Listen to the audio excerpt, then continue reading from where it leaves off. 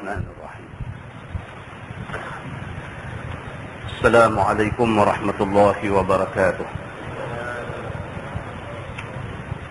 الحمد لله وبه نستعين.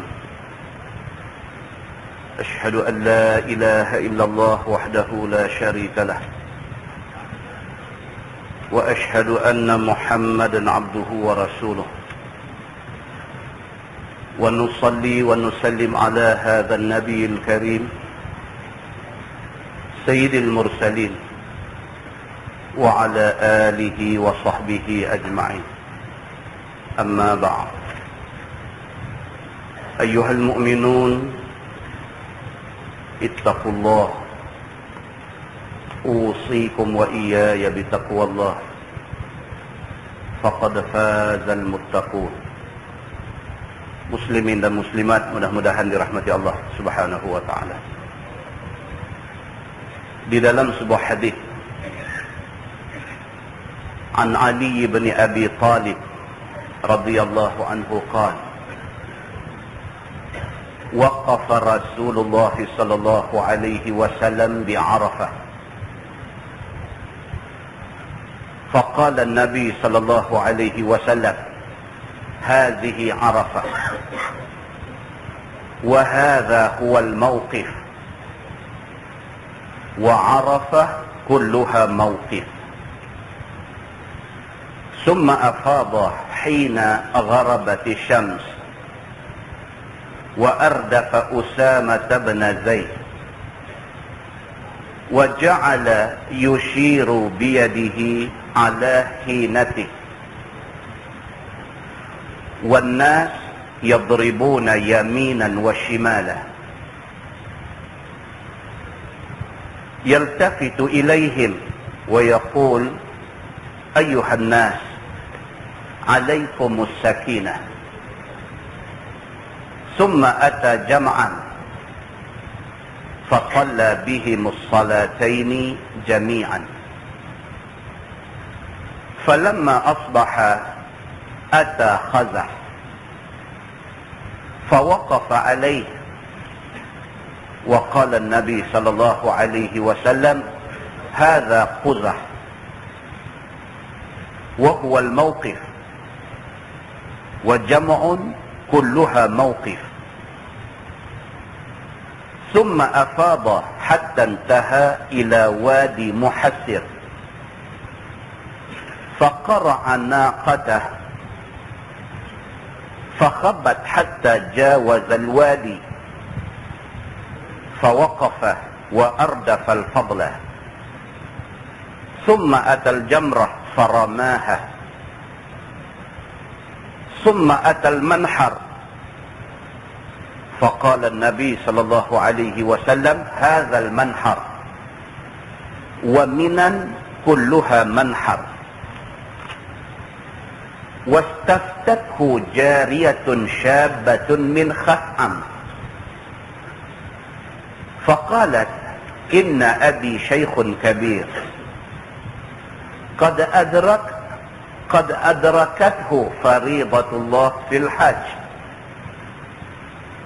أفيجزئ أن أحج عنه؟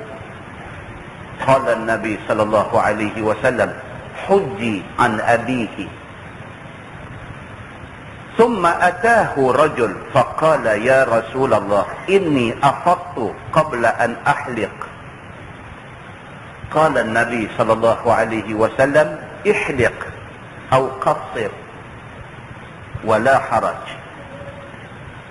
قال وجاء آخر فقال يا رسول الله إني ذبحت قبل أن أرمي. قال النبي صلى الله عليه وسلم ارمي ولا حرج. قال ثم أتى النبي صلى الله عليه وسلم البيت فطاف به، ثم أتى زمزم، فقال النبي صلى الله عليه وسلم يا بني عبد المطلب لولا أن يغلبكم الناس عنه لنزعت، أو كما قال. Hadis hasan sahih riwayat Imam At-Tirmizi. daripada Sayyidina Ali bin Abi Talib karramallahu wajhah. Kata Sayyidina Ali, ni Sayyidina Ali nak cerita tentang haji yang Nabi buat. Kita semua tahu Nabi SAW dia buat haji sekali aja. Dan sekali itulah menjadi pedoman haji kepada semua orang, sampai kita lah sampai hari kiamat. Sayyidina Ali bin Abi Talib karramallahu wajhah sebagai salah seorang daripada ahli rombongan haji Nabi SAW, maka dia membuat catatan ini. Dia catat pengalaman haji dia dengan Nabi SAW. Kata Sayyidina Ali, dia kata waqafa Rasul SAW di Arafah. Dia kata Nabi wukuf di Arafah. Faqala Nabi SAW, hadhihi Arafah wa hadha huwa al-mawqif wa Arafah kulluha mawqif. Masa Nabi SAW dia ada di bumi Arafah tu, Nabi kata dekat semua orang hak buat haji ni, Nabi kata hadhihi Arafah. Nabi kata ni tempat kita duduk ni, tempat ni Arafah. Wa hadha huwal mawqif. Nabi kata ini tempat wukuf. Orang buat haji mesti wukuf di sini. Nabi kata. Wa Arafah kulluha mawqif. Nabi kata tempat wukuf bukan tempat ni kita duduk lah ni saja, tapi semua bumi Arafah ini adalah tempat wukuf. Nabi kena explain macam tu. Kalau tidak orang nak tumpu tempat Nabi pergi saja. Maka Nabi bagi satu explanation, Nabi bagi satu penjelasan. Nabi kata Arafah ini kulluha mawqif. Semua mana-mana tempat yang menjadi sempadan Arafah, ini semua tempat wukuf. Duduk mana-mana satu daripada kawasan Arafah, maka wukuf itu sah. Nabi kata lagu tu. Summa afadha hina gharabati syams. Nabi bertolak daripada Arafah nak pergi ke Muzdalifah. Nabi bertolak apabila masuk waktu maghrib. Ini yang Nabi buat macam tu. Kita hari ni pergi Mekah, kita bertolak daripada Arafah selepas kita sembahyang Isyak. Masuk maghrib, kita sembahyang maghrib, kita tunggu sampai masuk Isyak, kita sembahyang Isyak, baru mai angkut kita bawa pergi Muzdalifah. Tapi Nabi SAW dia duduk di Arafah sampai masuk waktu maghrib. Menjelang waktu maghrib, Nabi berdoa ni, dalam hadis kata Nabi berdoa, Nabi angkat tangan sampai nampak putih ketiak Nabi SAW. Maka sepakat semua ulama hadis dan ulama fiqh mengatakan masa dekat waktu maghrib di Arafah itu masa paling mustajab doa. So kepada jemaah haji yang nak pergi Mekah tahun ni, jangan lepas peluang itu. Kita time tu kita akan duduk kemah barang sebab kita nak pergi Muzdalifah, tapi itulah masa yang paling mustajab doa. Dan Nabi SAW dia berdoa sambil melepok atas tanah, dan Nabi angkat tangan sampai sahabat kata nampak putih ketiak Nabi SAW. Kemudian masuk waktu maghrib. Bila masuk waktu maghrib, Nabi tak semayang di situ. Masuk maghrib, Nabi bertolak ke Muzdalifah. Begitu. Wa ardafa Usamah bin Zaid. Nabi nak bertolak, Nabi ambil Usamah bin Zaid, naik satu kenderaan dengan Nabi. Unta hak Nabi naik tu, Nabi muat, Nabi bawa bersama dengan dia Usamah bin Zaid bin Harisah. Zaid bin Harisah anak angkat Nabi. Usamah bin Zaid anak kepada Zaid bin Harisah, juga Nabi ambil bagi jadi anak angkat Nabi. Masa Nabi SAW buat haji ini, Nabi bawa Usamah ni naik satu kenderaan dengan Nabi SAW. Nabi bertolak ke Muzdalifah. Bila sampai di Muzdalifah, baru Nabi sembahyang. Dan ulama hadis mengatakan Nabi sembahyang jamak takdim. Sembahyang maghrib dengan Aisyah di Muzdalifah dalam waktu maghrib. Begitu. Wa ja'ala yushiru biyadihi ala hinatih. Masa nak bertolak daripada Arafah nak pergi Muzdalifah tu, Nabi SAW mengisyaratkan dengan tangan dia ala hinatih, supaya ahli rombongan ini tenang. Masa Nabi nak bertolak tu, Nabi mengisyaratkan, wa yushiru, dan Nabi mengisyaratkan biyadih, dengan tangan Nabi, supaya ahli rombongan semua tenang. Nabi tak suka kalut-kalut. Nabi ni memang style dia lagu tu. Dia kata tenang itu daripada Allah, tetapi gopoh-gapoh itu daripada syaitan. Nabi SAW dalam hadis dia pesan, al-ijlatu minasyaitan. Ijlah, kalang kabut, gopoh, buat kerja, ini daripada syaitan. Watta'anni minallah, tetapi buat kerja tenang, tak usah kalang kabut, itu daripada Allah Subhanahu wa ta'ala. Bila Nabi nak bertolak tu ramai ni, masa rombongannya ikut ni ramai, Nabi nak bertolak tu, Nabi buat tangan macam tu. Buat tangan macam tu, maksud dia apa? Jangan kalut, jangan gopoh, kita bertolak elok-elok. Nabi buat tangan isyarat supaya sahabat-sahabat ni jangan kalang kabut dalam ibadat ni. Wannas yadribuna yaminan wa shimalah. Kata hadis ni, tapi yang kata sahabat-sahabat yang ramai ni, masing-masing bila tengok Nabi bangkit nak bertolak, mereka jadi kelang kabut. Dan mereka ni semua yadribuna yaminan wa shimalah. Pakat duk pukul menatang kenderaan mereka ni kanan kiri.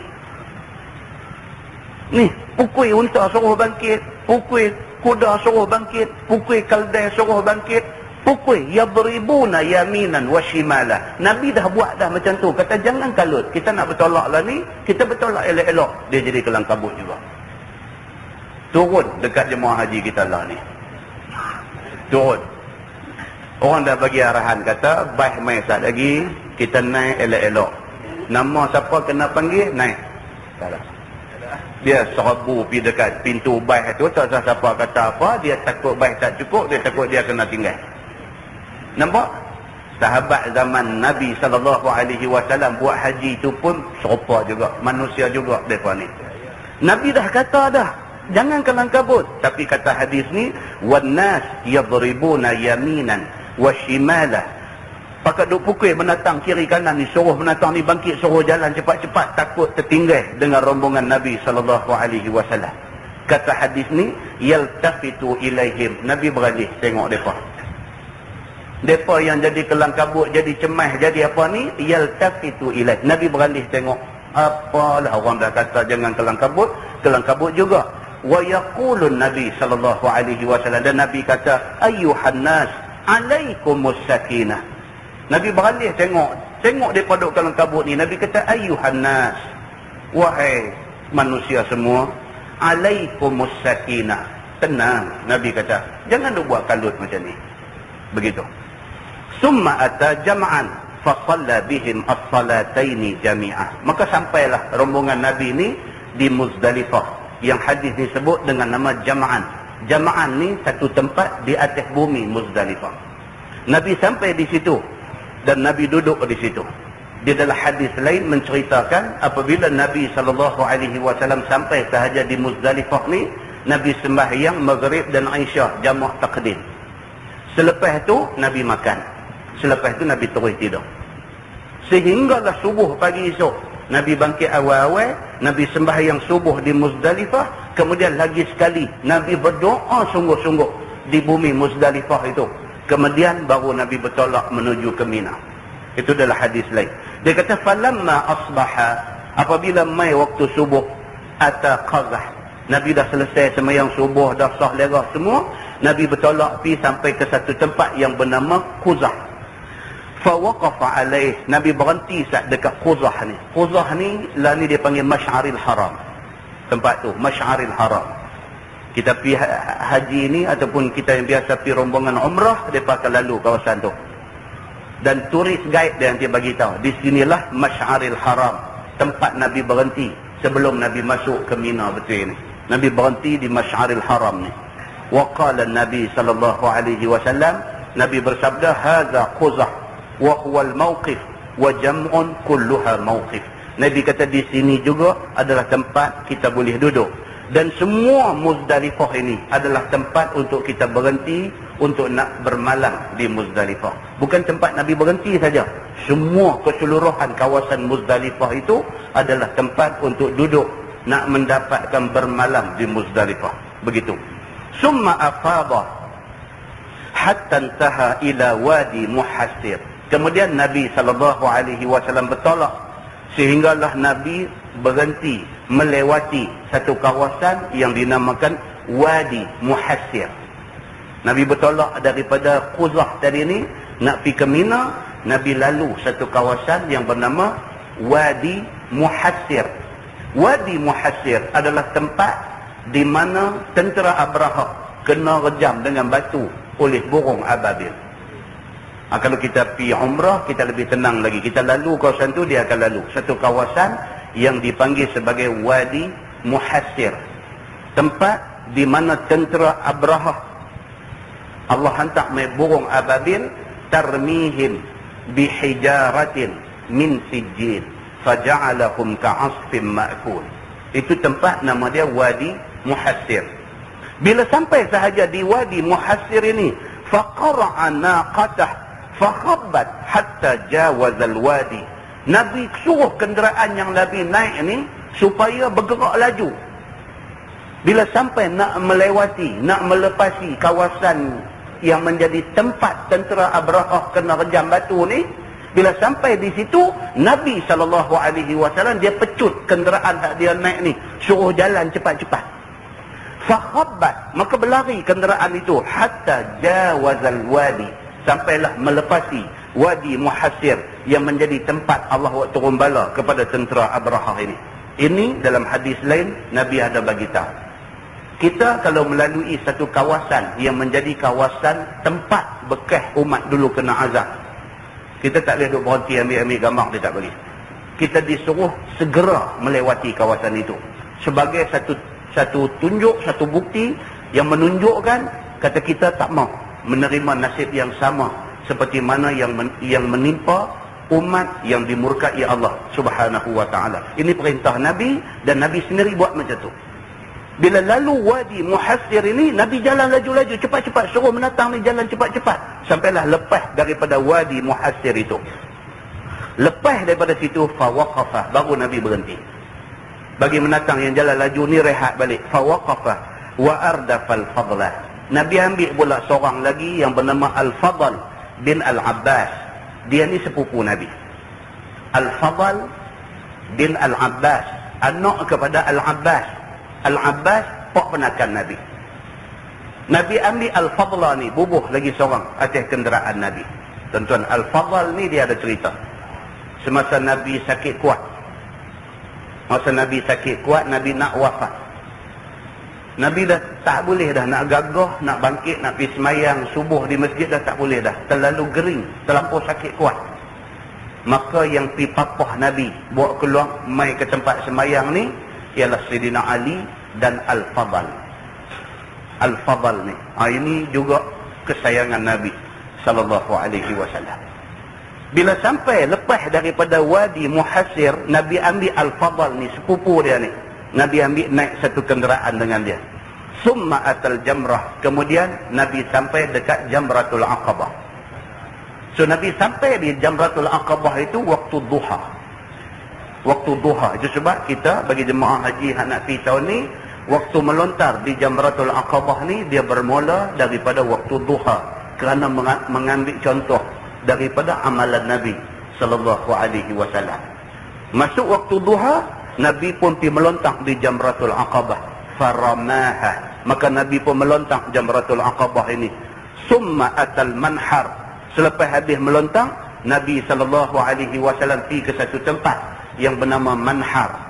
Manhar ni adalah tempat di mana Nabi Allah Ibrahim AS sembelih anak dia, Nabi Ismail, yang kemudiannya Allah ubah bagi jadi seekor kibas. Kalau kita mai daripada perjalanan Muzdalifah nak masuk mai Mina ni, kita akan lalu.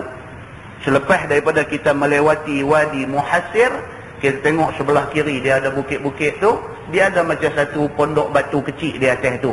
Mengikut ceritanya, di situlah spot tempat kejadian di mana Nabi Ibrahim AS dengar perintah Allah, maka disembelihnya anak dia. Tiba-tiba Allah ubah jadi seekor kibas. Nabi sampai di situ, di tempat Nabi Ibrahim sembelih anak dia, Nabi Ismail ni. Summa atal manhar. Kemudian Nabi sampai di Al-Manhar. Faqala Nabi SAW. Nabi bersabda, Nabi kata hadzal manhar. Nabi kata di sinilah al-manhar. Wa minan kulluha manhar. Nabi kata Mina semuanya dianggap manhar. Mana-mana tempat yang kata Mina ni, kita boleh duduk di sini. Kalau kita duduk dalam kawasan Mina ni, kita mendapat tempat satu untuk nak bermalam di Mina. Wajib haji bermalam 11, 12 dan 13 di Mina ni, malam 11, malam 12, malam 13 ni mesti dalam kawasan Mina. Manhar adalah salah satu tempat daripada kawasan Mina yang luas ni. Jaga baik-baik bagi orang-orang kenamaan orang besar-besar ni, depa pi haji atas nama rombongan am. Rombongan am, depa ni diberikan satu tempat untuk duduk, dia panggil White House. Di berhampiran dengan Mina, arah ke Aziziyah tu. Dia ada satu kediaman selesa, dia panggil White House. White House tu dia luar daripada Mina. Bagi VVIP yang nak pergi haji atas kota khas, kota VVIP ni, mereka ditempatkan di situ, di White House. Mereka kena jaga-jaga. Mereka kena keluar daripada White House tu, mai duduk dalam kawasan Mina. Kalau tidak, mereka keguguran wajib haji. Mereka tak bermalam di Mina. Kalau mereka tak bayar dam, habis haji mereka. Bukan habis apa, cacat lah, haji cacat. So make sure, tak apa, nak duduk di White House tak apa, tapi dapatkan bermalam di Mina dulu. Duduk sampai lepas pada pukul 1 pagi, lepas tu pilih nak tidur di White House tu tak apa. Kerana White House itu terkeluar daripada sempadan Mina. Nabi SAW dia kata apa? Manhar. Manhar itu ialah Mina. Dan Mina itu semuanya dianggap sebagai manhar. Nabi kata. Dalam pada Nabi itu ada di Mina ni, wastaftathu jariyatun syabatun min Khat'am. Mai satu orang perempuan daripada suku Khat'am, dia mai jumpa Nabi, dia minta fatwa daripada Nabi SAW. Nabi itu ada di Mina. Nabi berada di Mina daripada 10 tu, 11, 12 sampai 13. Selepas Zuhur, Nabi melontak di ketiga-tiga jamrah, baru Nabi bertolak balik ke Mekah untuk nak buat tawaf rukun. Semasa Nabi SAW dia ada di Mina ni, mai satu perempuan muda daripada suku Khat'am. Dia mai jumpa Nabi, faqalat, dia kata dekat Nabi, inna abi syaikhun kabir. Dia kata, ya Rasulullah, bapa saya tua sangat dah. Dia kata, qad adrakathu faridatullah fil hajj. Perintah untuk buat haji mai ketika bapa aku dah cukup tua. Tentu dia dah tak boleh dah, dia tak mampu dah untuk nak buat haji. Afayujzi'u an ahujja anhu? Dia tanya Nabi, dia kata, ya Rasulullah, boleh tak saya sebagai anak dia? Boleh tak boleh saya sebagai anak? Bapa saya dah memang tak mungkin dah dia nak mai buat haji yang macam ni punya cerita, dengan perjalanan dia, dengan nak guna riang, dengan nak guna kederat, dengan nak guna tenaga. Bapa saya tentu dah tak boleh buat. Boleh tak boleh, dia kata, saya sebagai anak, boleh tak boleh an ahujja anhu, saya buat haji untuk dia? Maknanya selepas saya buat haji saya tahun ni, next year saya mai buat untuk dia. Boleh tak boleh? Dia tanya Nabi. Faqala Nabi SAW, hujji an abihi. Nabi kata, buatlah haji untuk bapa engkau. Daripada sini ulama mengambil kesimpulan, kita boleh buat haji untuk siapa-siapa. Kita boleh buat haji. Tuan-tuan nampak? Cerita kata nak buat haji, nak upah haji, nak apa ini semua, dia tak boleh reka. Melainkan ada sandaran daripada nas, sama ada Quran ataupun hadis Nabi SAW. Cuma persoalan yang ditimbulkan, ramai orang duk tanya, dia kata, Ustaz, boleh tak boleh Ustaz kita duk angkat banner, abang kata upah haji 1,500, 1,800, boleh tak boleh? Saya kata, saya tak berani jawab. Pasal apa? Asal-asal boleh buat haji ni, asal-asalnya anak buat untuk ibu bapa. Asal-asalnya macam tu. Tetapi apabila upah haji dikomersialkan, charge 1,500, Kemudian pergi upah student kita ada mengaji di sana, kita bagi dekat dia 800 ya. Hak balance tu kawan ni ambil untung. Boleh tak boleh? Ibadat yang macam tu dikomersialkan. Saya kata wallahu a'lam. Saya tak tahu jawab. Itu cerita dia. Kan? Cerita adalah hadis Nabi SAW. Budak perempuan ni tanya Nabi. Dia kata, bapa saya dah cukup tua dah. Dah tak larat dah nak buat haji. Sedangkan perintah haji dah main. Boleh tak boleh? Tahun depan saya main lain. Saya buat untuk bapa saya. Yang tu Nabi bagi approval. Nabi kata dekat dia, hujji an abiki. Nabi kata, buatlah haji untuk bapa hang. Nabi kata. Summa atahu rajul. Mai pula satu orang kepada Nabi. Faqala ya Rasulullah, inni afadtu qabla an ahliq.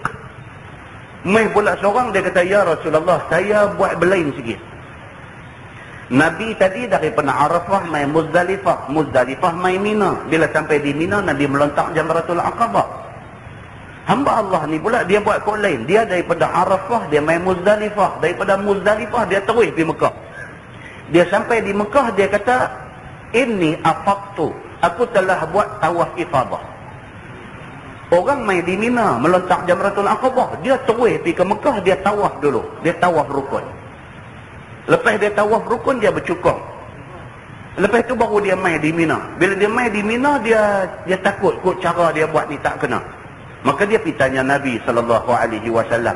Dia kata, ya Rasulullah, inni afadtu qabla an ahliq. Aku tawaf rukun dulu. Lepas tu baru aku bercukong.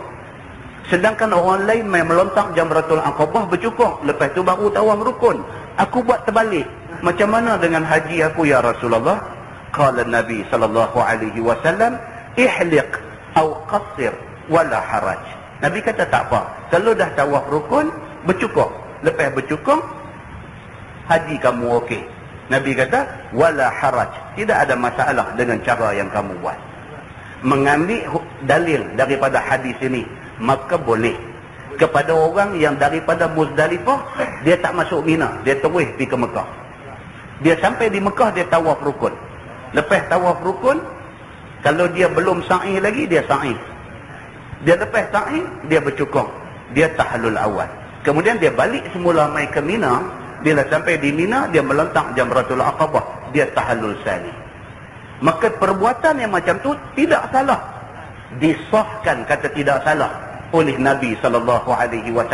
Nabi kata, wala haraj. Tidak ada masalah apa-apa dengan cara yang kamu buat tu. Qala wa jaa akhar. Bila start bagi tanya ni, seorang lagi pula nak tanya. Wa jaa akhar, mai pula seorang lagi. Faqala, dia kata, ya Rasulullah, inni zabahtu qabla an armiya.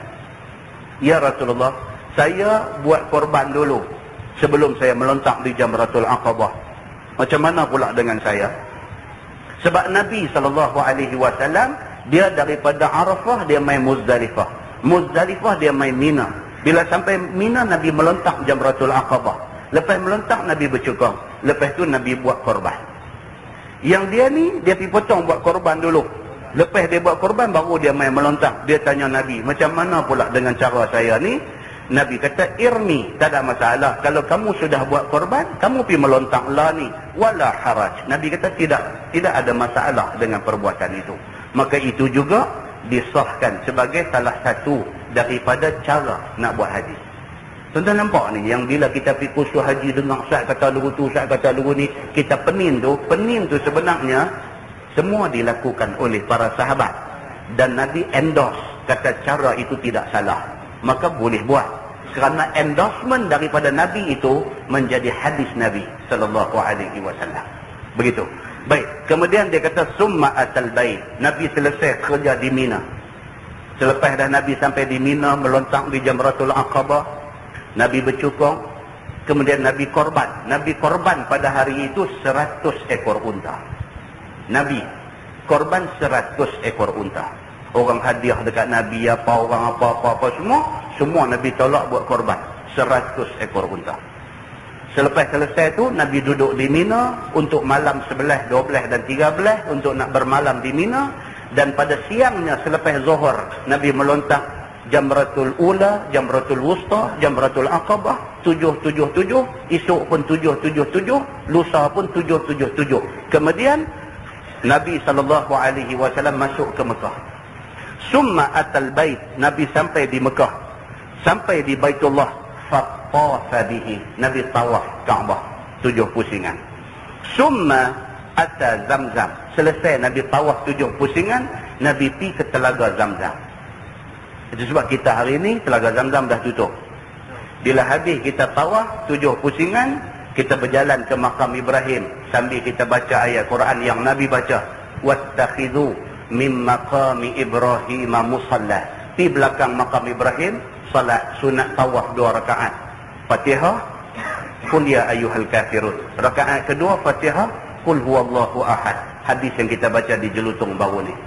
Lepas pada tu berjalan mai bertentang dengan multazam antara Hajar Aswad dengan pintu Kaabah tu. Depa bubuh tong air Zam-Zam di situ. Ambil air Zam-Zam tu, tengok Kaabah, baca doa dan minum. Nabi SAW summa ata Zamzam. Lepas tawaf, lepas sembahyang sunat tawaf, Nabi pi ke telaga Zamzam. Faqala Nabi SAW, bila Nabi sampai di telaga Zamzam, Nabi tengok ada beberapa orang secara volunteer duk cedok, secara sukarela duk cedok air telaga Zamzam bagi orang minum. Pada masa Nabi sampai di telaga Zamzam tu, ada beberapa orang sukarelawan duk ulung tali, duk cedok air Zamzam bagi dekat jemaah haji ni minum. Nabi bila tengok yang tu, faqala Nabi SAW, Nabi bersabda, ya Bani Abdul Muttalib. Nabi kata ke adik-beradik dia, Bani Abdul Muttalib. Nabi kata, wahai Bani Abdul Muttalib, laula an yaghlibakumun nasu anhu lanaza'tu. Nabi kata, kalaulah tidak kerana bila aku buat satu benda semua orang pakai nak buat, sudah tentulah aku pergi tolong cedok ayam tu bagi dekat orang semua. Maksud dia apa? Maksud dia Nabi kata, kalau ikut hati aku nak pergi cedok tu, nak bagi orang minum semua. Tapi aku takut kalau aku pergi buat, sekali lagi umat kemudian hari lepas tawaf pakai nak pergi cedok semua pasal Nabi cedok. Nabi kata, kalau tak kerana aku takut orang turut aku pergi buat benda ni, hampa akan tengok aku duk cedok air Zam-Zam tu bagi semua orang ni minum. Hadis itu hadis hasan sahih, riwayat Imam At-Tirmizi. Muslimin dan muslimat yang dirahmati Allah, itu dia punya flow ibadah haji. Kita nak pergi Mekah, kita nak pergi buat umrah ke, kita nak pergi buat haji ke, biarlah kita overview benda ni. Kita overview, kita nampak macam mana flow ibadat haji tu, kita nampak. Bila kita pergi tuan-tuan, bila kita buat tuan-tuan, kita buat satu dalam keadaan kita berilmu. Kita tahu hak kita buat ni Nabi buat. Satu. Yang kedua, kita puas hati. Kita balik mai, kita puas hati. Kita rasa apa hak Nabi bagi tahu dalam hadis, kita tak menyimpang daripada apa yang Nabi bagi tahu. Balik tuan-tuan, dia lapang dada. Dan mudah-mudahan dengan itu Allah anugerah dekat kita haji yang mabrur. Itu aja cerita dia. Nah, mudah-mudahan kita doa sahabat-sahabat kita yang nak pergi tahun ni, mudah-mudahan Allah bagi dekat mereka haji yang mabrur, insya-Allah. Kita sambung tafsir Nurul Ihsan jilid 1. Nurul Ihsan jilid 1 muka surat 154. Muka surat 154. Kita masuk tafsir Suratun Nisa. Tafsir Surah An-Nisa Madaniyah. Kita dah bagi tahu dah sebelum kita berhenti kuliah dulu bahawa surah An-Nisa ini adalah surah yang kedua terpanjang dalam Quran. Dalam Quran, surah An-Nisa adalah surah yang kedua terpanjang. Walaupun ada orang layak buruk, dia kata yang paling panjang, dia kata surah Al-Ikhlas, surah Qul Huwallah. Dia kata pasal jumpa banyak kali ahad, dia kata. Qul huwallahu ahad, Allahus samad, lam yalid wa lam yulad wa lam yakul lahu kufuwan ahad. Kita start baca ahad ni, jumpa pula ahad lagi satu. Dia kata panjang surah Al-Ikhlas. Dia buat layak buruk. Surah yang kedua terpanjang adalah surah An-Nisa Madaniyah. Dan dalam surah An-Nisa sesuai dengan nama dia. Nama dia An-Nisa. An-Nisa maksud dia wanita. Maka sesuai dengan nama dia surah An-Nisa ni, surah wanita. Dalam surah ni dia banyak membicarakan hal wanita. Selain daripada surah At-Talaq cerita pasal wanita, maka surah An-Nisa ni banyak menceritakan tentang wanita. Dia cerita tentang mas kahwin, mahar mas kahwin. Dia cerita tentang tentang hukum poligami, orang yang nak menikah lebih daripada seorang. Dia ada cerita dalam ni. Dia ada cerita tentang soal keluarga, bila dah berumah tangga, mati bapa, mati mak ataupun mati dua-dua sekali, maka jadi anak-anak tu anak-anak yatim. Dan yang berkait rapat dengan soal anak yatim ini ialah harta anak yatim, dibicarakan di dalam surah ni. Dia membicarakan soal pesaka, soal faraid, soal miras, soal isteri yang nusyus kepada suami, soal macam-macam. Dia ada cerita dalam ni. Dia ada cerita tentang cara bergaul suami isteri. Dia ada cerita dalam pasal jihad, adab-adab jihad dan berbagai-bagai lagi. InsyaAllah kita baca apa cerita dia. A'udzubillahi minasyaitanirrajim. Bismillahirrahmanirrahim.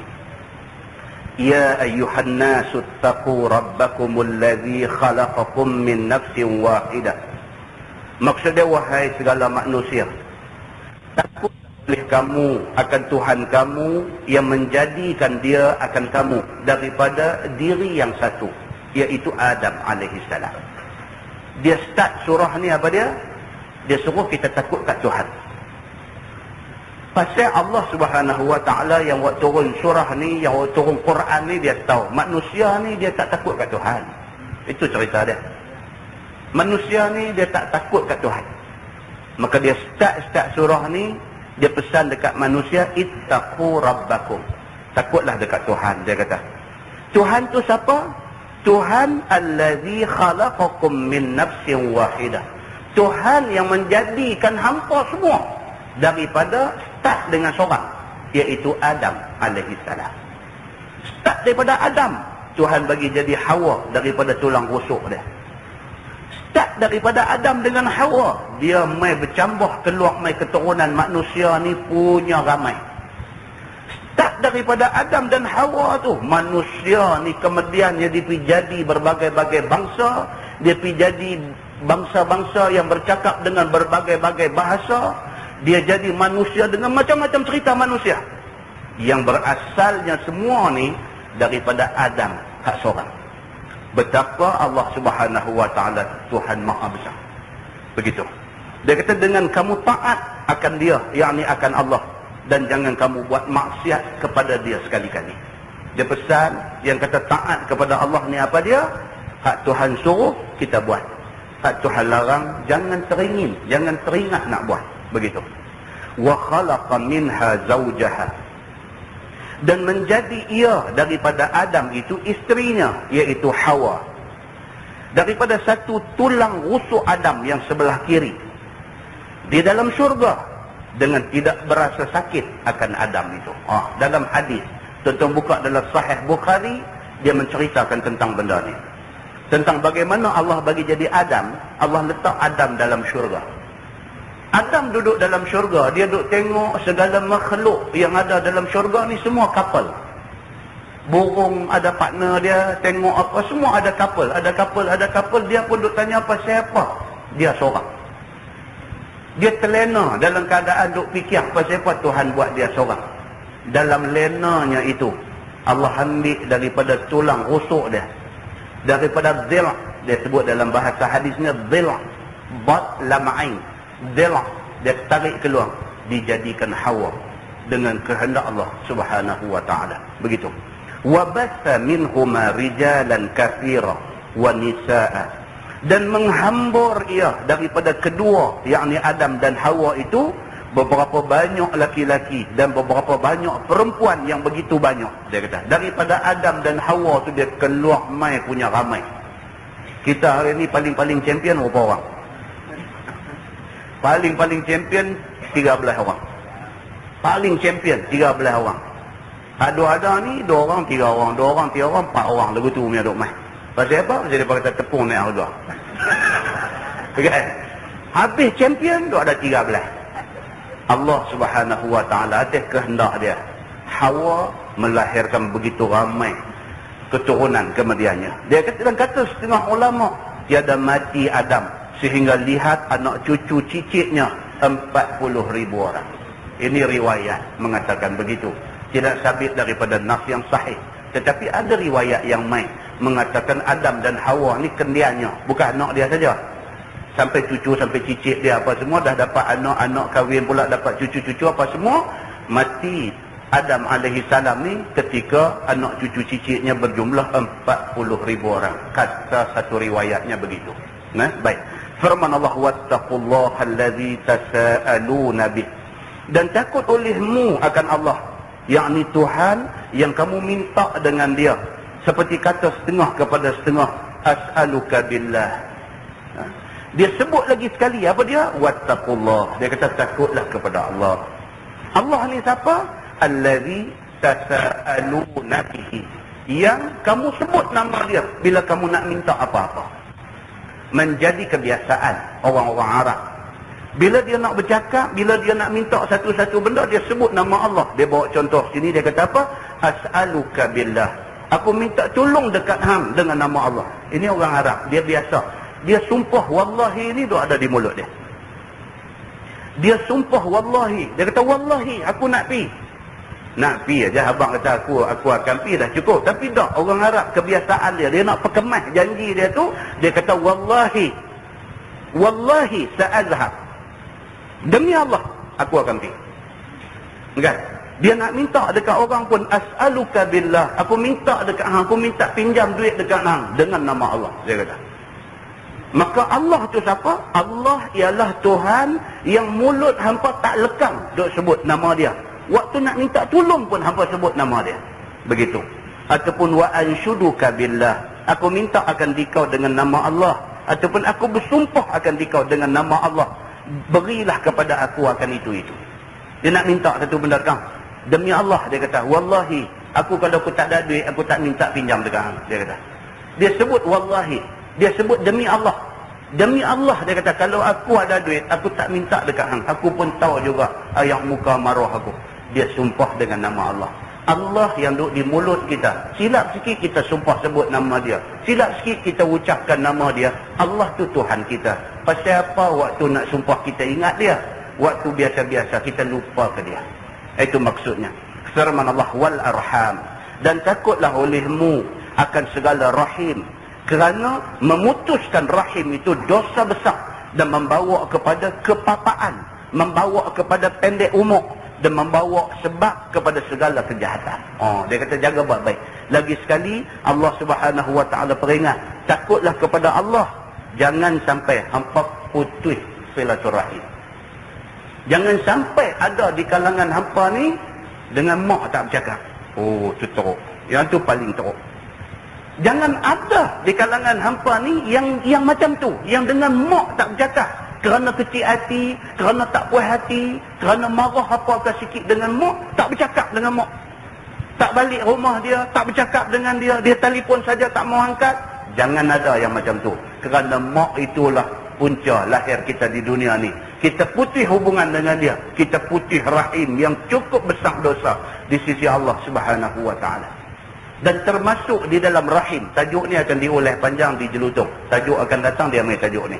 Tajuk memutuskan silaturahim ni. Dia akan terang satu-satu. Siapa dia yang duduk dalam kumpulan silaturahim ni? Siapa dia? Dia akan terang dengan hadis Nabi SAW. Allah pesan, jangan sampai hampa ni memutuskan silaturahim. Kalau putus silaturahim, hampa tak takut Allah. Dan menghubungkan itu pintu kebajikan, panjang umur, murah rezeki. Hubung silaturahim itu dengan berbuat baik dan dengan berkhidmat dan dengan menyempurnakan hajat. Itu yang kata hubung silaturahim. Setidak-tidaknya satu call. Kita duduk Kuala Lumpur, kita duduk Johor Bahru, mak pak kita duduk ada di Pulau Pinang. 2 hari, 3 hari sekali satu call bagi. Assalamualaikum mak. Mak apa abang? Mak sihat ke? Ayah macam mana? Tuan-tuan, satu tu aja mak kita. Bini boleh cari sampai 4. Mak satu tu aja. Tak ada mak tu tak ada lah. Dicarilah mak orang lain nak buat mak kita pun mak angkat. Bukan mak betul dah. Mak betul satu tu je. Mak hak beranak mai kat kita seorang tu je. Baik buruk pun dialah seorang tu aja. Maka Allah Subhanahu Wa Taala pesan benda ni. Telefon, mak apa khabar, mak sihat ke, dengar suara dia. Esok dia tak ada, telefon siapa dah. Itu maksud dia. Dia kata, yang dikatakan hubung silaturahim ni apa dia? Dia kata khidmat untuk dia. Khidmat untuk dia. Dia sakit ke, dia apa ke, boleh kita pergi bantu dia lagu mana, boleh pegang dia bagi bangkit ke, boleh bawa dia pergi pancong ke. Nak lagi bagus kalau dia nak buang air pun dia tak boleh, nak basuh sendiri kita tolong basuh ke. Itu khidmat untuk dia. Dia kata, dan sempurnakan hajat dan keperluan dia. Orang tua ni hajat dia tak banyak, tuan-tuan. Orang tua ni hajat dia tak banyak. Dia tak suruh anak dia beli kereta kat dia. Kita beli kain batik kat dia pun dia kata apa? Dia kata kain batik ada pun mak tak larat pakai dah. Dia tak ada hajat banyak dengan kita. Hajat dia apa? Kita ingat dia cukup. Itu saja. Kemudian dia kata, dan dengan memberi surat jika jauh. Dia kata, ni zaman kitab ni lah. Zaman kita ni handphone tak ada. Jadi dia kata tulis surat. Lah tulis surat apa? Kad raya pun tak jalan lah. Lah semua SMS. Siap dengan pantun pula. Apa SMS pengganti diri apa macam-macam. Dia buat ni postman tak dan pi lah apa macam-macam. Apa pun tak apalah. Tak ada surat, tak ada kad raya, SMS pun tak apa. Sebagai tanda ingatan. Sebagai tanda ingatan. Kita pun tuan-tuan, orang hantar SMS kita ucap selamat hari raya. Kita tak kenal pun siapa, tapi kita besar hati. Orang ingat kita. Kita besar hati. Kita jawab balik, terima kasih atas ingatan. Kita tanya balik siapa ni? Kita tanya, tuan-tuan, satu kawan kita dapat. Dia macam tu. Baik. Dia kata, dan berberi-beri. Kalau kita ada dekat, kita bagilah apa yang kita boleh bagi ke dia. Dia mak ni tuan-tuan, kadang-kadang mak buat cucuk cara. Cucuk cara kita beli tepi jalan pun boleh. Tapi hak mak buat ni yang lain. Dia abang mak buat cucuk cara. Kita kata tak apa, saya pergi tak lagi. Tuan-tuan, ini yang dikatakan silaturahim. Dia kata, innallaha kana alaikum raqibah.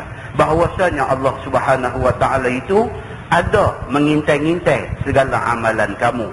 Maka membalas akan kamu dengan dia. Itu dia. Tuhan dia sebut dalam ayat ni. Dia kata apa? Innallaha kana alaikum raqibah. Allah ni dia raqib. Dia mengintai. Dia tak kata Allah tengok aja. Dia kata Allah mengintai. Maknanya every single benda yang kecil-kecil yang kita buat, Tuhan tahu. Dia mengintai amalan kita. Tengok Ustaz Samsuri ni pukul 4 pagi ada bangkit buat tahajud tak? Dia mengintai kita. Dia mengintai kita. Orang ada yang mengaji tak tahu. Bini kita pun kadang-kadang tak tahu. Allah Subhanahu Wa Taala dia tahu. Pasal apa? Pasal Allah ni raqibah. Dia mengintai. Dia nak tengok kita ni cakap deras, amalan tak mana. Dia nak tengok semua. Ini Allah Subhanahu Wa Taala Tuhan kita. Kemudian dia kata ayat yang berikut ni turun pada anak yatim yang menuntut daripada walinya akan hartanya. Maka menegah ia akan dia. Yang ni wali itu tak mau bagi harta kat dia. Dan pilah mereka ini mengadu kepada Nabi SAW. Ini cerita anak yatim tuan-tuan. Mak pak mati. Budak-budak ni kecil-kecil lagi. Anak masih peringkat sekolah rendah. Umur baru 10-11 tahun. Mak pak aksiden mati dua-dua orang. Harta mak pak dia, siapa nak jaga? Nak bagi abang ada jam 4, umur 10 tahun tu jaga, dia beli aiskrim hari-hari habis. Tak boleh. Maka Islam, dia melantik seorang wali, dia kata. Islam melantik seorang wali. Sama ada di peringkat adik-beradik, buat keputusan, pak-pak penakan, mak-mak penakan ada ni, lantik satu orang. Hanglah jadi pengurus kepada harta budak-budak ni. Anak-anak yatim, anak-anak penakan kita ni. Ataupun kalau benda ni sampai ke mahkamah, mahkamah akan melantik seorang untuk menjadi wali, orang yang memelihara harta budak-budak ni. Kerja wali ni jaga harta mereka ni sebagai trustee, sebagai pemegang amanah. Bila budak ni sampai ke tahap esok ni, dia dah akil balik, dia dah cerdik, dia dah reti, dah urus perbelanjaan sendiri dan sebagainya, pada masa tu wali bertanggungjawab serah balik segala harta kekayaan yang ditinggalkan oleh mak bapak dia hak mati dulu, kena serah. Berlaku pada zaman Nabi SAW, wali ataupun trustee yang dilantik suruh urus harta anak yatim ni, bila budak-budak ni dah besar, dah mampu mengurus harta sendiri, dia duk buat tak mau bagi duit ni kepada budak-budak ni. Duit tuan-tuan, Nama kata duit ni dia berantu. Nama kata duit ni dia kena jaga-jaga. Hati-hati. Pasal apa? Dia boleh menjerumuskan kita ke neraka kalau tak kena cara. Depa ni, anak-anak yatim ni pergi jumpa Nabi SAW mengadu, "Ya Rasulullah, dulu mak pak kami mati, dia ni lah menjadi pemegang amanah kepada harta mak pak kami. Lah saya dah besar." Yang abang ni kata, "Saya minta balik duit tu sebab saya nak urus sendiri." Dia tak mau bagi. Dia mengadu kepada Nabi SAW. Sambung ayat tu, dia kata, "Wa atul yatama amwalahum." Dan berilah olehmu akan segala anak yatim itu, akan segala harta mereka itu apabila mereka sudah balik. Turun. Bila jumpa Nabi mengadu benda ni, Allah buat turun ayat. Allah turun satu ayat, dia kata apa? Wa atul yatama amwalahum. Harta budak-budak ni bagi balik kat mereka. Pasal apa? Pasal dia sudah sampai pada satu kedudukan, dia boleh mengurus sendiri harta dia. Hang wajib kena bagi balik harta ni dekat dia. Wala tatabaddalul khabitha bit-tayyib. Dan janganlah kamu tukar akan harta kamu yang buruk dengan kamu ambil harta anak yatim yang baik-baik itu. Tuhan bagi amaran. Jangan hang duk ada harta hang sendiri dah elok dah. Jangan tidur berkenan harta anak-anak yatim ni nak buat harta hang. Hang seolah-olah tukar benda elok Tuhan dah bagi kat hang. Hang pergi ambil benda dosa, nak ambil pegang. Tuhan kata jangan duk buat perangai macam ni.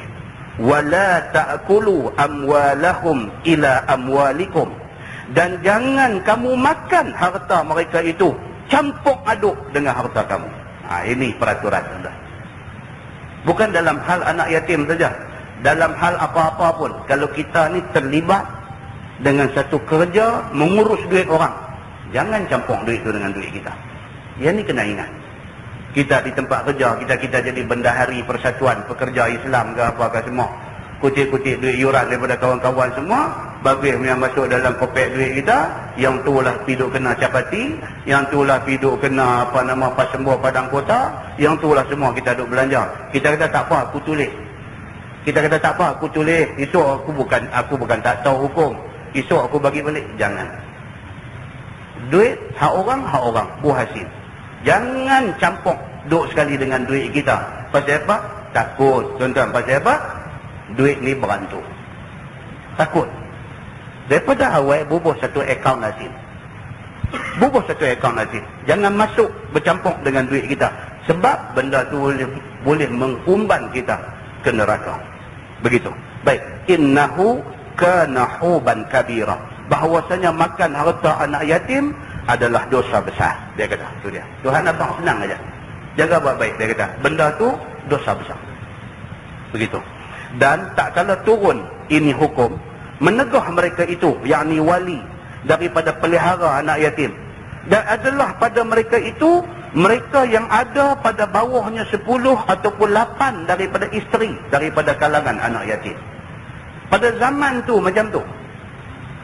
Orang yang dilantik untuk menguruskan harta anak yatim ni, lah-lah dia pergi menikah dengan anak yatim tu, buat jadi bini dia. Dengan tujuan apa? Dengan tujuan harta aku jaga semua. Oleh kerana aku duk jaga harta, aku jaga dengan hang sekali. Dan ada pada zaman tu, dia kata ada orang yang ambil anak-anak yatim buat isteri dia ni. Sampai 10 orang, sampai 8 orang isteri dia, yang mereka ni semua dulu adalah anak yatim yang dia jaga. Nampak tuan? Berlaku. Ni cerita ni sebelum turun ayat yang menghadkan kahwin sampai 4 saja. Sebelum turun ayat tu, macam ni punya doa ada. Ayah payah, dia kata, aku duk urus harta hang, dia kata, meh, jadi bini aku. Jadi bini aku, duit hang pun jadi harta Ismet ulam raja. Jadi lagu tu, dia kata. Maka tiada perbuat adil antara mereka itu. Bila dia dah pegang semua, hasil-hasil duit anak yatim ni, tapi bila dia menikah dengan perempuan ni, dia kira duit dia. Bila dia kira duit dia, dia sudah tidak berlaku adil kepada isteri-isteri dia yang berasal daripada anak-anak yatim ini. Maka turun ayat Quran, wa in khiftum alla tuqsitu fil yatama.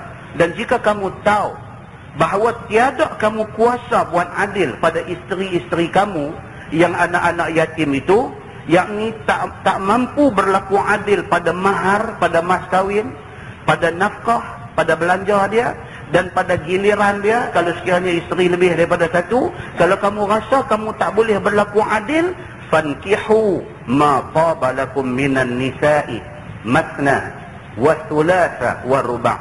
Maka menikahlah oleh kamu barang yang baik bagi kamu daripada perempuan lain, yang lain daripada anak yatim itu. Tuhan kata apa dalam Quran? Kalau hang tak boleh nak jaga anak yatim elok-elok, jangan menikah dengan anak yatim. Tuhan kata, kalau hang tak boleh nak berlaku adil dengan anak yatim, tak boleh nak jaga anak yatim elok-elok, jangan menikah dengan anak yatim. Pergi menikah dengan perempuan lain yang bukan anak yatim. Tuhan kata, kamu boleh menikah 2, boleh menikah 3, boleh menikah 4, Tuhan kata. Dan jangan lebih atasnya. Bila turun ayat ni, menikah setakat 4 sahaja. Adalah hadis ada banyak. Ada sahabat yang pada masa tu ada 6 isteri, ada yang ada 8 isteri. Mereka mai jumpa Nabi bila turun ayat ni. Mereka tanya, macam mana ya Rasulullah? Kami sudah kahwin lebih daripada 4. Nabi kata, pilih 4 sahaja, ceraikan yang baki itu. Nabi suruh lagu tu. Baik. Dia kata, dan firman Allah, fa in khiftum alla ta'dilu fawahidah. Dan jika kamu tahu bahawa tiada kamu kuasa buat adil pada mereka itu dengan memberi nafkah, dengan adil pada giliran, maka seorang perempuan kamu nikah akan dia sudah cukup. Nabi kata, kalau tak mampu nak jadi suami yang ada isteri 2, 3, 4, seorang saja. Allah Subhanahu wa taala buat turun ayat dan Nabi bagi tahu dekat sahabat semua, perintah sudah mai. Siapa yang rasa dia duk menikah lebih daripada satu, yang kemudiannya tidak buat tahanah dekat isteri-isteri ni, kalau tahu dia ni jenis tak boleh berlaku adil, daripada awal menikah seorang aja. Allah kata macam tu dalam Quran. Au ma malakat aymanukum, ataupun barang yang milik oleh tangan kamu daripada hamba perempuan, kerana tiada kena hak bagi mereka itu seperti mana hak ke atas perempuan yang merdeka. Zalika adna alla ta'ulu. Yang demikian itu, yakni menikah tidak lebih 4, ataupun menikah 1, ataupun ada gundik itu lebih hampir bahawa tiada kamu berbuat zalim berbanding jika kamu nikah dengan anak-anak yatim kerana hartanya.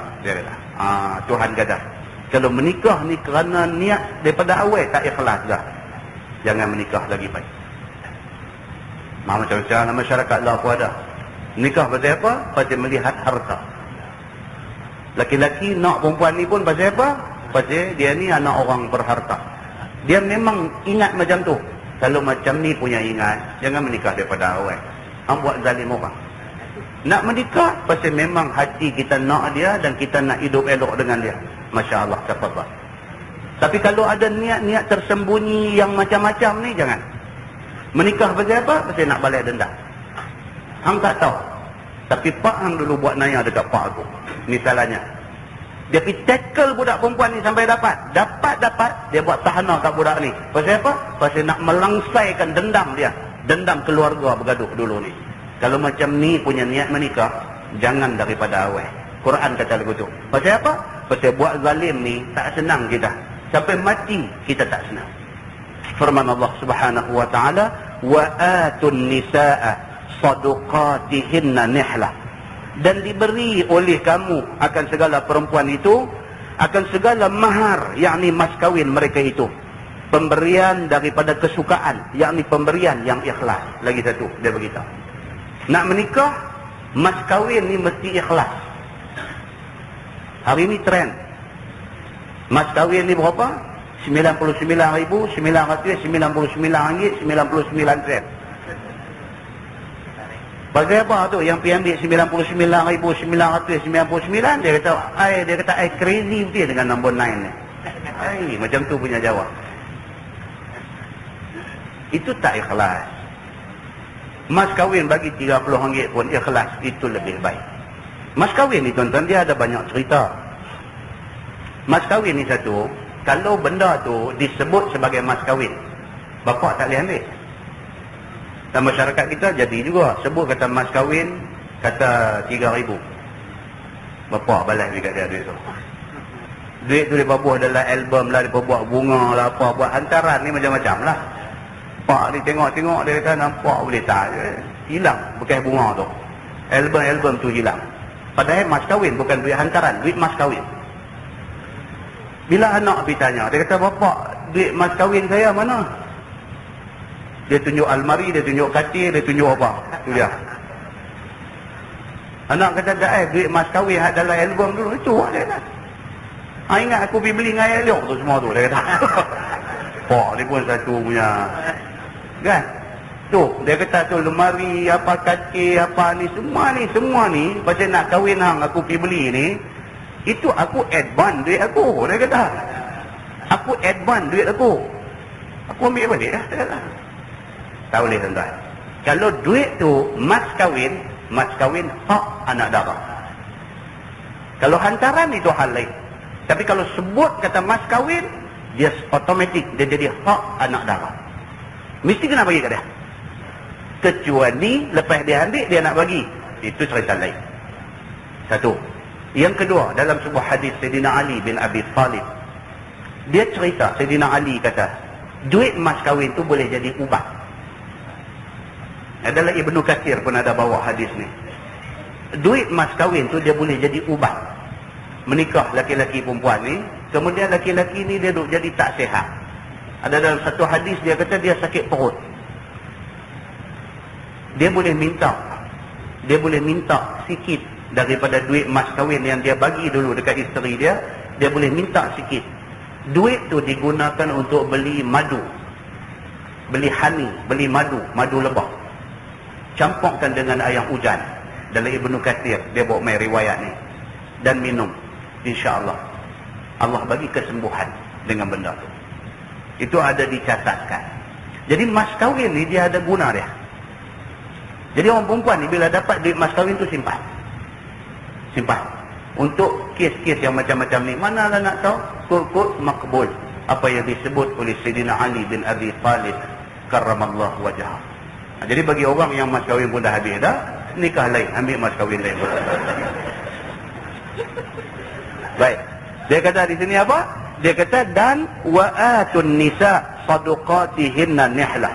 Ni kesek kalau keluar pun kena potong ini. Tak ada saya tak boleh rumah lagi. Wa'atun nisa sadaqatihinna nihlah, dan beri olehmu akan segala perempuan itu akan mahar, yakni mas kahwin. Pemberian daripada kesukaan, maksudnya ikhlas kita nak bagi berapa. Begitu. Fa in tibna lakum an syai'in minhu nafsa fakuluhu hani'an mari'ah. Dan jika suka, yakni redha mereka itu, yakni orang-orang perempuan itu nak beri akan kamu suatu ataupun sebahagian daripada mas kahwin itu, maka hebah mereka itu kepada kamu, maka makanlah oleh kamu akan dia dengan lazat dan dengan puas, tidak mudarat atasnya bagi kamu di akhirat nanti. Duit mas kahwin yang kita bagi dekat bakal isteri kita ni, lepas dah kita bagi kat dia, itu dah jadi hak dia. Kita tak boleh nak ambil guna melainkan dengan izin dia. Katalah lepas dah menikah sebulan, 2 bulan, dia duk nampak kita ni lagu duk main lelah lagu duk main kerak. Hidup malam duk bunyi hit, pasal apa? Pasal duit tak ada. Dia bunyi itu pasal tak ada duit. Dia pun kesian. Dia tengok Pak Syekh ni, dia pun kesian. Dia pergi ambil duit mas kahwin tu, dia kata nak abang 1,000 pergi buat belanja. Dan hilang, kerik-kerik tu dia hilang. Mas kahwin ni kalau dia bagi dekat kita dengan ikhlas, kita boleh terima, kita boleh buat apa sahaja. Nak buat belanja, makan, minum, beli pakaian ke apakah, Allah Subhanahu wa taala sebut dalam Quran, dia kata fakuluhu hani'an mari'ah. Makanlah duit yang isteri bagi itu. Makanlah, tak payah bimbang apa-apa, kerana dia tidak menjadi dosa. Begitu. Baik. Dia kata dan turun ayat yang berikut ni kerana menolak atas mereka yang benci yang demikian itu. Firman Allah, wala tu'tus sufaha'a amwalakumul lati ja'alallahu lakum qiyamah. Dan jangan kamu beri, hai segala wali, akan segala orang yang sahih, yakni orang yang membazir daripada laki-laki dan perempuan dan kanak-kanak itu, akan segala harta mereka yang ada pada tangan kamu, yang Allah Ta'ala jadikan kamu sebagai pengurus dan pemeliharanya. Ini pula dia pesan kepada trustee yang memegang amanah harta anak yatim ni. Kalau anak yatim ni tak cukup syarat untuk nak mengurus harta sendiri, jangan bagi. Dia kata. Pasal apa? Kalau bagi, habis duit tu, habis anak yatim akan jadi susah. Tu. Kalau sekiranya anak yatim ni safi, dari tadi bahasa Arab, perkataan safi, sinfayaha. Dalam Quran dia kata sufaha. Sufaha ini plural kepada safi. Maksud dia tak cerdik. Itu maksud dia. Budak ni, anak yatim ni, dia jenis safi. Dia jenis tak cerdik. Tak cerdik ni sama ada dia jenis cacat, terencat akal ke, itu juga safi. Ataupun jenis tak terencat akal, tak apa, tapi jenis boros. Jenis dapat 3,000 belanja 3,000, dapat 5,000 belanja 5,000. Juga dianggap safi oleh agama. Orang yang tak reti nak manage duit sendiri. Orang yang macam ni, kalau sekiranya anak yatim ni, dia sikap dia macam tu. Dia dah akil balik, dah cukup umur, dah apa dah. Tapi dia ni yang ni, didapati dia tak pandai mengurus harta dia sendiri. Jangan bagi dekat dia. Untuk kebaikan dia. Kalau kita bagi, habis. Maka untuk kes yang macam ni, Tuhan kata apa? Simpan di tangan kamu. Bagi dekat dia kadar belanja dia saja. Jangan bagi semua harta tu dekat dia. Warzuquhum fiha. Dan beri rezeki oleh kamu akan mereka itu, yakni akan anak yatim itu, di dalam keuntungan dan laba yang kamu perbuat meniaga dengannya. Kalau hang boleh, hang pandai generate. Trustee ni pandai generate duit. Duit anak yatim ni dia tolong generate. Dia invest, dia laborkan dalam apa tempat-tempat yang halal ni, dia dapat pulangan balik. Pulangan tu dia jangan ambil. Itu hak anak yatim. Dia tolong aja budak-budak ni. Tolong generate duit kat budak-budak ni. Dia bagi dekat mereka kadar untuk belanja mereka saja. Ada orang jenis baik ni, ada tuan-tuan. Seperti mana ada orang jahat, ada orang baik dalam dunia ni. Dia ikhlas. Dia tolong jaga, dia tolong macam-macam, dia ikhlas. Ada orang macam ni ada. Nah, baik. Dia kata waqsuhum, dan beri pakaian oleh kamu akan mereka itu.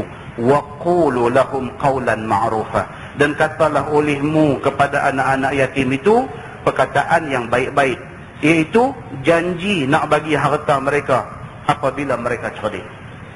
Cakap elok kat mereka, pakcik bertanggungjawab jaga harta hampa. Akaun semua transparent. Kita buat akaun bagi duit yang kita urus ni, kita buat akaun masuk dalam satu akaun, dan kita buat semua kira-kira duit keluar masuk, kredit debit semua kita buat. Kalau kita invest di mana semua kita record, keuntungan masuk balik, masuk banyak mana, semua kita buat lillahi ta'ala. Dan kita tunjuk kat budak-budak ni, takat mana dia reti, dia boleh faham, dia tengok. Kita beritahu kat dia, pakcik ikhlas nak tolong kelola benda ni dekat hampa. Lagi ada umur pakcik, lagi pakcik sihat, pakcik tolong jaga. Satu masa esok hampa dah boleh dah urus. Kalau abang tak boleh, adik boleh pun, satu masa esok pakcik akan hand over benda ni dekat hampa, takat mana yang tu ada.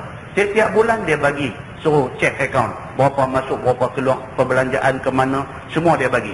Itulah yang sebaik-baiknya bagi orang yang menjadi trustee kepada harta anak-anak yatim. Ni tuan-tuan, pahala banyak ni. Ni orang buat kerja macam ni, pahala banyak. Dia kata wabtalul yatama hatta idza balagun nikah. Dan cuba, yakni test oleh kamu akan segala anak yatim itu pada agama dia dan pada cara belanja mereka itu, sehinggalah apabila sampai mereka itu ahli bagi nikah, dan juga dengan baligh mimpi, dan cukup 15 tahun pada mazhab Syafi'i ataupun 18 tahun pada mazhab Abu Hanifah. Kita kena test dia, make sure dia memang boleh urus harta, baru kita serah harta tu bagi dia jaga. Wabtalul yatama, maksudnya test budak-budak ni dulu. Try bagi dekat dia 3,000 sebulan. Tengok apa nak jadi. Bagi 3,000 seminggu dia minta lagi. Dia tak pandai urus duit. Dia tak pandai urus duit. Hold dulu duit tu. Jangan bagi kat dia. Kalau kita bagi kat dia 3,000, tengok ujung bulan kita nak bagi lagi 3,000. Dia kata, pakcik bagi 3,000 itu pun ada lagi 2,000. Saya belanja 1,000 saja. Lulus ujian. Tunggu dulu. Test lagi. Sampai satu tahap. Kita rasa budak ni dah cerdik dah. Barulah kita serah balik duit tu bagi dia urus. Itu tanggungjawab yang ada kepada trustee. Dan cukup umur dalam agama ni, dia kata satu, nak kenal dia dengan mimpi bagi budak laki-laki. Ataupun cukup umur dalam mazhab Syafi'i, dia letak 15 tahun. Pasal Imam Syafi'i dia ambil daripada hadis Abdullah bin Umar bin Al-Khattab. Abdullah bin Umar bin Al-Khattab ketika berlaku perang Uhud, umur dia baru 14 tahun. Abdullah bin Umar bin Al-Khattab yang kita duk baca hadis Ani bin Umar ni, masa berlaku perang Uhud, umur dia baru 14 tahun. Dia pergi jumpa Nabi. Dia kata, "Ya Rasulullah, aku nak ikut sama dalam perang Uhud." Nabi tak bagi. Nabi tak bagi. Pasal apa dia tu ya? Nabi kata pasal hang baru 14. Nabi kata kat dia, next year jadi perang Khandaq. Dia pergi jumpa Nabi pula, Abdullah bin Umar bin Al-Khattab ni. Dia kata, "Ya Rasulullah, saya nak pergi perang Khandaq." Nabi tanya umur berapa? Dia kata 15. Nabi kata, "Jom." Imam Syafi'i pegang hadis ni. Dia kata umur baligh 15. Dia kata. Abu Hanifah dia letak 18. Tua dah lah. Tua dah berapa banyak lah. Kan? Syafi'i dia bubuh 15. Sambung ayat dia kata, "Fa in anastum minhum rusyda." Maka jika kamu lihat daripada mereka itu, yakni daripada anak yatim itu, cerdik ada pada dia. Dengan maslahat pada agama dan pada harta. Nampak cerdik lah. Dari segi agama pun nampak cerdik. Dari segi urus harta, urus duit pun nampak cerdik. Fadfa'u ilaihim amwalahum. Maka serahlah olehmu, hai segala wali, kepada mereka itu akan segala harta mereka itu. Dah nampak cerdik, duit yang kita duk urus ni, kita boleh bagi balik dekat dia. Wala ta'kuluha israfan wa bidara. Dan janganlah kamu makan akan dia, yakni akan harta anak yatim itu, berlebih-lebih, dengan cara yang tak sebenar, dan dengan cepat-cepat, kerana takut ayyakbaru, bahawa besar dan balik mereka itu dan jadi cerdik mereka itu, maka kena serah harta kepada mereka itu. Tuhan bagi dah ingatan kepada pengurus harta yang nakal. Dia urus harta anak yatim, dia sendiri set dalam kepala dia, aku urus harta budak-budak ni, aku mau gaji aku sebulan 2,000. Tuan percaya ada ini nakal macam ni ada tuan-tuan. Ada. Dia dah set dah. Dia jadi ustaz. Kalau zaman law ni, dia jadi ustaz. Mai satu orang jumpa dia, "Ustaz, saya nak bagi dia zakat 10,000. Saya nak bagi kau ustaz, ustaz tolonglah ustaz jumpa siapa-siapa orang susah, ustaz tolong bagi duit zakat 10,000. Dia ambil duit tu. Lepas tu dia ingat dalam kepala dia, aku pun ustaz, kira sabilillah juga ni. 10,000 dia ambil kat dia. Ada tak ada ustaz macam ni? Wallahu'alam, tak tahu. Wallahu'alam. Dia sendiri classify diri dia sebagai salah seorang daripada asnaf zakat. Dia kantau duit tu. Kantau, perkataan tu. Dia kantau duit tu. Maka dia pun dipanggil Ustaz Kantau. Nampak tuan-tuan? Amanah ni kita dengan Tuhan. Orang tak tahu, Tuhan tahu. Yang ni satu benda mau ada dalam kepala kita. Bila-bila masa pun kunci masuk dalam kepala kita. Kunci masuk dalam hati kita. Tak ada buat benda nak untung berapa duit atas dunia ni, tak padan dengan neraka anak bakar kita esok ni tuan-tuan. Bukan 10,000. Kalau tuan-tuan ada 10 juta pun, tuan-tuan tak boleh nak lepas daripada neraka esok ni. Ingat yang tu, mau backup dalam kepala kita. Nah, muslimin dan muslimat yang dirahmati Allah sekalian. Allah bagi peringatan kepada orang yang jenis macam ni. Jenis macam mana? Dia urus anak yatim, dia urus harta anak yatim. Lepas tu apa jadi? Dia makan harta anak yatim itu secara israf, secara membazir. Dia buat kerja untuk anak yatim yang dia urus ni. Dia buat kerja, dia tolong bawa budak ni pergi jabatan pendaftaran, buat kat pengenalan ke apa kan, dia claim mileage. Ni, jenis macam ni ni. Dia buat kerja, dia claim. Dia buat kerja, dia claim, dan dia claim pula lebih daripada hak dia duk claim di jabatan kerajaan dia kerja ni. Kalau sana 1 kilometer bayar RM25, yang ni bayar RM2.5. Ni, jenis macam ni ni. Allah bagi peringatan kepada orang yang ada otak macam ni. Ada otak ingat nak take advantage. Ada otak ingat nak jadi opportunist. Ada otak dia ingat nak buat jahat ni. Allah bagi peringatan kepada orang-orang yang macam ni. Wala ta'kuluha israfan wa bidara. Dan jangan kamu makan akan harta anak yatim itu secara berlebih-lebih, dengan cara yang tidak sebenar, Dan dengan cara yang cepat-cepat, kerana takut budak tu jadi besar, cerdik, dia nak ambil balik harta dia. Sebelum dia ambil balik, aku lipat dulu cukup-cukup. Jangan macam ni. Tuhan bagi ingatan. Tuan-tuan, Allah dia buat kita manusia, dia tahu perangai kita. Itu satu jangan lupa. Kita ni Tuhan buat. Dia buat kita, dia tahu kelemahan kita. Maka turun mai ayat Quran, dia nak pesan kepada orang yang ada kelemahan yang macam ni. Jangan turun benda ni. Turun mengundang bahaya di akhirat esok. Dia kata. Dan firman Allah, "Wa man kana ghaniyan falyasta'fif." Dan sebaik-baiknya, barang siapa yang ada daripada wali itu orang kaya, maka hendaklah engkarkan dia daripada makan harta anak yatim itu. Kalau kita yang diamanahkan urus harta anak yatim ni, kita ada duit. Kita memang dah ada duit, gaji kita, gaji bini kita dah cukup dah daripada keperluan hari-hari kita. Nak cantiknya Tuhan kata apa? Tak usah cas apa. Kita buat kerja kerana nak tolong budak ni kerana Allah Subhanahu wa taala. Itu paling baik Tuhan kata. Wa man kana faqiran falyakul bil ma'ruf. Tapi barang siapa yang ada ia, yakni wali yang menjaga anak-anak yatim ni, dia sendiri pun fakir miskin. Dia menjadi pemegang amanah harta anak-anak yatim, tapi dia sendiri pun miskin. Dia pun orang susah. Maka hendaklah makan ia dengan cara yang baik, iaitu kadar upah kerjanya sahaja, yang kurang daripada nafkah dan ujrah mumassal dia. Dia kata ambil patut padan aja. Jangan ambil kesempatan, tapi ambil patut padan. Kalau sekiranya dia fakir, dia pun miskin, kerana dia duk urus budak-budak ni, dia tak ada nak pergi cari makan lain, maka dia susah, dia pun nak kena makan minum. Ambil ala qadar. Bukan tak boleh, boleh, tapi jangan nampak kita tu jahat macam tu. Firman Allah, fa idza dafa'tum ilaihim amwalahum fa ashhidu alaihim. Maka apabila kamu serah kepada mereka akan harta mereka itu, maka taruh saksi oleh kamu atas mereka itu bahawa mereka telah terima harta mereka itu, dan lepas kamu supaya tiada jadi bersalahan, maka kembali kepada saksi. Esok sampai masa kita nak serah balik harta dia, Quran kata apa? Bagi ada saksi yang menyaksikan kita serah balik duit dia. Bagi ada satu saksi, ada audit mai check duit tu, bagi ada semua. Dan masa kita serah tu, ada saksi yang dipercayai melihat penyerahan tu. Pasal apa? Tak mau kemudian hari jadi cerita. Tuan-tuan, duit ni apa saya boleh jadi. Kemudian hari pergi jadi cerita, kata dia ni dia ambil terus duit kat dia, dia tak bagi balik. Masa tu kita ada saksi, boleh tampil ke depan, saya dah serah balik dah, sekian-sekian banyak, ni dia saksi saya, ni dia surat mereka sign, mereka melihat masa saya serah ni.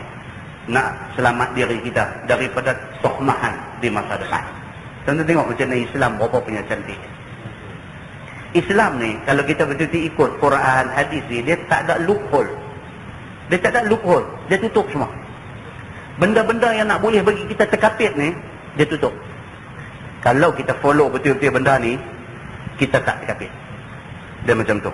Kemudian dia kata, dan ini suruh, yakni suruh bagi ada saksi masa nak serah harta tu, adalah suruh ajaran. Allah nak ajak kita, bukannya wajib, dia kata. Tapi itu yang paling baik. Bukan wajib, tapi kalau kita ikut apa yang Allah suruh, itu paling baik. Dia menyelamatkan kita di masa depan. Wa kafa billahi hasiba. Dan memadailah Allah Ta'ala menjadi Tuhan yang menghisap amalan makhluknya, dan Tuhan yang memelihara kita. Tuan-tuan, yang tu satu. Wa kafa billahi hasiba. Kita buat apa pun atas dunia ni, cukuplah Tuhan yang menilai kita, cukup. Kita tak kecewa. Kalau kita buat satu benda, kita mengharapkan penilaian manusia, kita akan kecewa. Kita buat satu benda, kita rasa benda yang kita buat ni baik, pulang dekat Allah lah. Allah yang menilai kita. Kalau Allah nilai apa yang kita buat ni baik, alhamdulillah. Kalau Allah nilai tak baik, kita minta ampun dengan Allah. Manusia punya penilaian ni selama-lama tidak akan tepat. Ini pengubat di hujung ayat tu. Wallahu a'lam. Kemudian dia kata, dan turun kerana menolak barang yang atasnya jahiliah, daripada tiada pesaka kepada perempuan dan tiada pesaka kepada anak-anak kecil. Akan datang dia akan main ayat tentang faraid.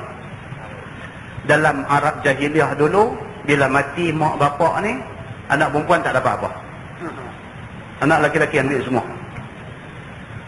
Dan kalau ada anak kecil hang-hanga saja. Hak besar-besar buat kenduri semua. Itu undang-undang dalam masyarakat Arab jahiliah. Yang kemudiannya bila mai Islam, dia ubah benda ni. Dia ubah. Semua orang mendapat hak. Laki-laki dapat, perempuan dapat, anak kecil dapat, semua dapat hak di dalam pesaka ataupun di dalam faraid yang ada di dalam Islam ni. Nah, wallahu a'lam. Lepas ni kita akan tengok cerita tu. Dan selepas benda ni juga dia akan mai satu tajuk yang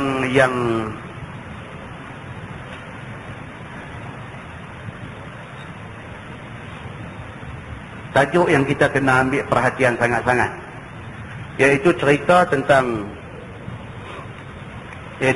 tentang apa nama peringatan Allah tentang orang-orang yang memakan harta anak yatim secara zalim. Tuhan kata innama ya'kuluna fi butunihim nara wa sayaslawna sa'ira. Dia sesungguhnya bukan makan harta anak yatim, tapi dia makan ketui api neraka. Yang ni tuan-tuan, dia akan mai peringatan besar bagi kes kematian dalam masyarakat kita. Mati, dia ada tinggal anak yatim, anak kecil-kecil, anak yang belum balik. Tiba-tiba kita pergi ambil harta budak-budak tu, kita pergi buat kenduri arwah. Jahanam kita. Budak kecil lagi, baru darjah 1, darjah 2, darjah 3, darjah 4, darjah 5, kecil-kecil lagi, pak mak mati aksiden. Harta yang ditinggalkan ada sikit, tiba-tiba mak penakan ni pergi ambil alih lah, tak ada dah mak pak budak-budak ni, pergi ambil alih, dia ambil harta yang ditinggalkan oleh si mati ni, dia ambil, dia buat kenduri, buat nasi daging makan malam ni. Panggil kita pak lebih masjid ni ila hadratin Nabi Mustafa sallallahu alaihi wasallam wa ila arwahil jami'il muslimin wal muslimat. Al-Fatihah.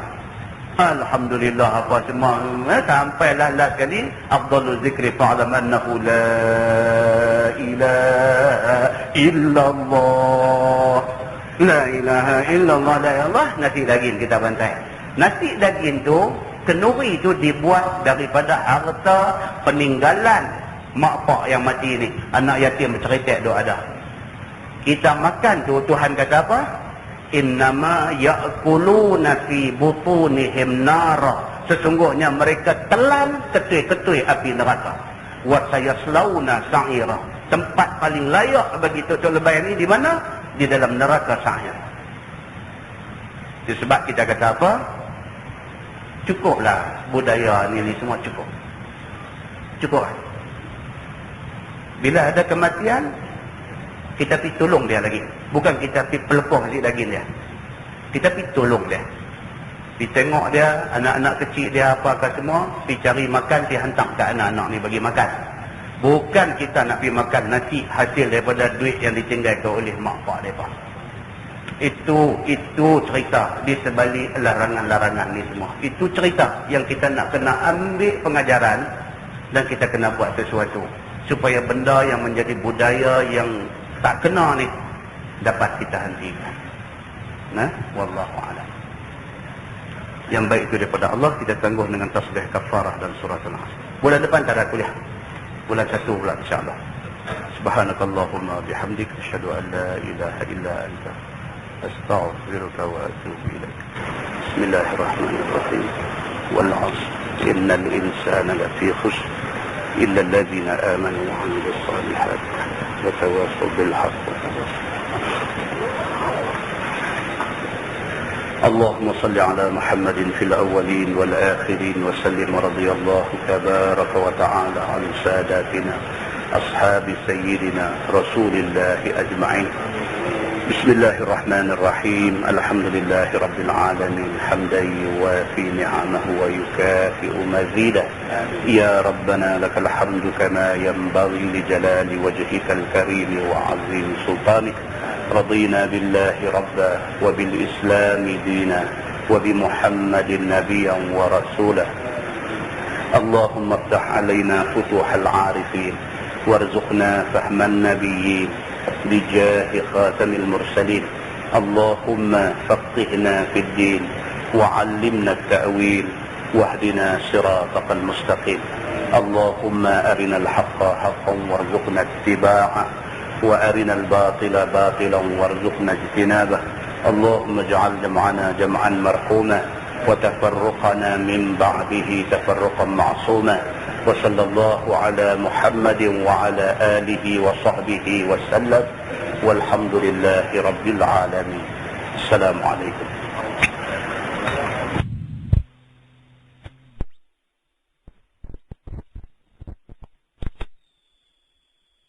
Dia masuk apa-apa ke apa, dia telefon kita, dia